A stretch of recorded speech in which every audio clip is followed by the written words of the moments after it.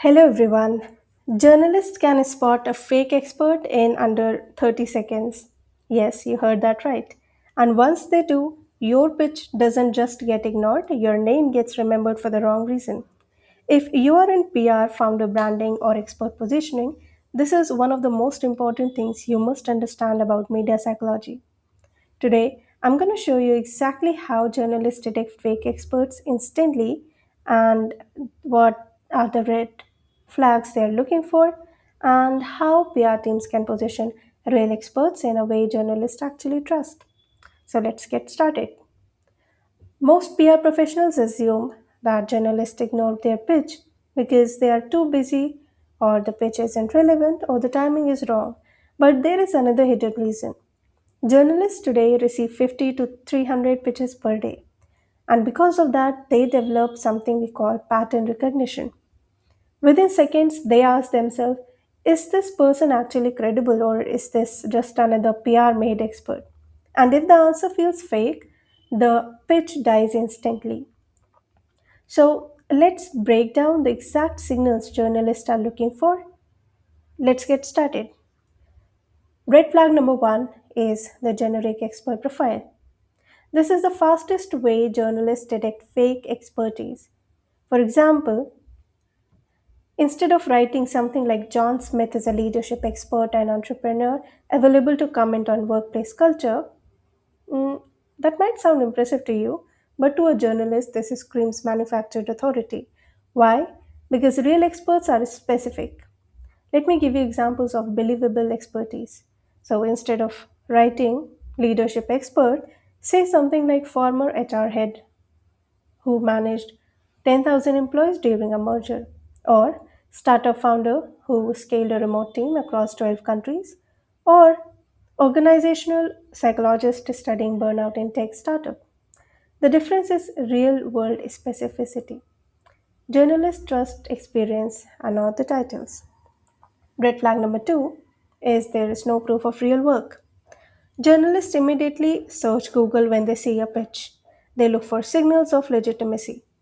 Within 60 seconds, they check your LinkedIn profile, previous media mentions, company website, published work, conference talks, and if they find nothing meaningful, credibility immediately collapses. Let me give you an example.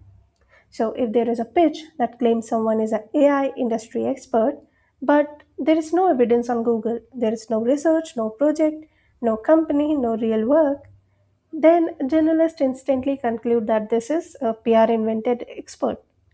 So the lesson we learn here is you need to always provide verifiable proof with your research, case studies, real work, past insights. Next red flag is using overly promotional language in your pitch. Journalists hate marketing language. So a fake expert pitch would sound something like the world's leading mindset coach helping thousands achieve success. This reads like advertising and not expertise. Real experts speak in insight and not the hype.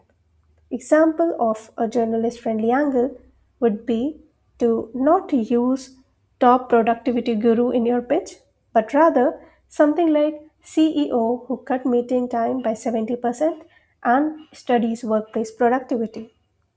Because journalists prefer practical insights over self promotion. Red flag number four is trend chasing experts. Another huge giveaway. Experts who comment on everything. One day, AI ethics expert. Next day, workplace culture expert. Next day, cryptocurrency expert.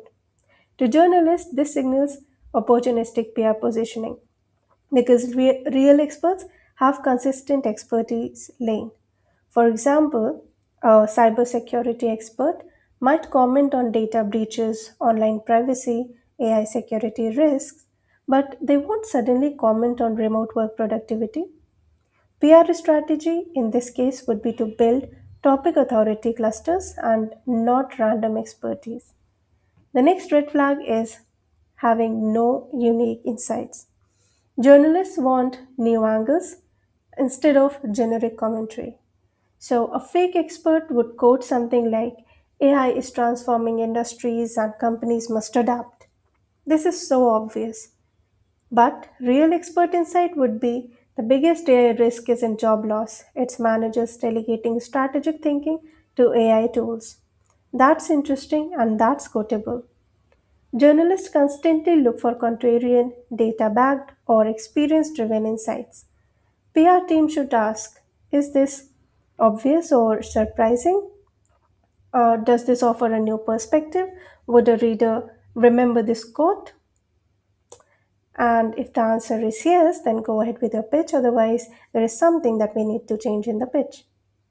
Let's understand the psychology behind what journalists trust and how journalists trust. Journalists don't trust credentials alone.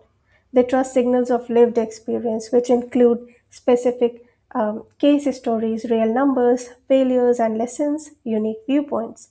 For example, instead of marketing expert with 10 years of experience, they would go ahead with someone who has mentioned something like marketer who tested 300 ad campaigns and discovered why 90% failed.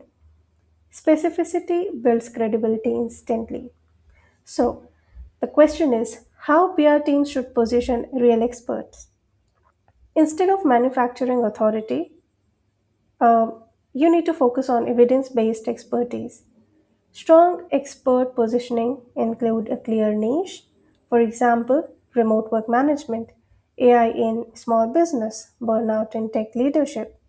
Second is to use a proof based bio, which would include what they built, what they studied, what they discovered. Next is a strong insight library, wherein you prepare 10 to 20 unique insights journalists can quote, for example, predictions, your personal takes, data observations. Let me give you a quick example of a perfect uh, expert pitch. But before we talk about the strong expert pitch, I also want you to understand a weak pitch because then that would make sense and make it easier for you to understand and to spot the difference between the weak and the strong pitch. So, when I say weak pitch, let's take this example. Jane Doe is a leadership expert available for interviews. This is clearly a weak pitch. Wherein, if I talk about strong pitch, it would be something like Jane Doe led HR during a 3,000 employee tech layoff and discovered why most companies communicate layoffs in ways that damage employee trust. She can share three mistakes companies make during layoffs. Let me tell you that the strong pitch example that I just gave you works. Why? Because it talks about real experience. The topic is clear, the insight is very specific, and it gives you immediate story value. Journalists instantly see story potential in the example that I gave you under strong pitch, strong expert pitch. The biggest mistake PR teams make is trying to manufacture authority, but journalists today are trained to detect it immediately.